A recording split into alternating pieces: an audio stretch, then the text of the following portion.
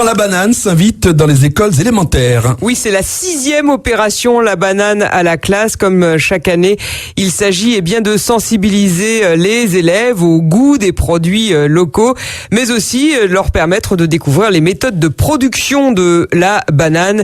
Évidemment, c'est la première production agricole de l'île. L'opération débutera dans quelques jours. Elle consiste notamment à distribuer des bananes dans les écoles de Martinique et de Guadeloupe. Une vingtaine d'établissements s'est mis sur les rangs cette année en Martinique pour participer à cette opération, donc organisée notamment par Banamart. Sur l'intérêt de la banane à la classe, écoutez les explications de Christophe Gabu, l'inspecteur de l'éducation nationale en charge de l'opération, au micro de Sandrine Claude.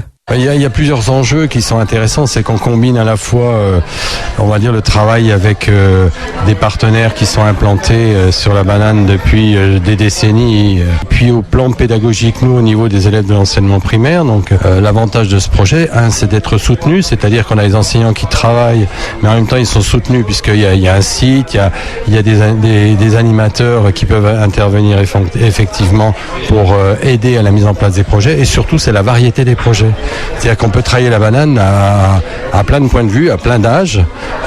Ça peut être la production, ça peut être l'aspect, on va dire, l'étude du vivant, ça peut être le transport, ça peut être le traitement, ça peut être et puis après tout ce qui tourne autour.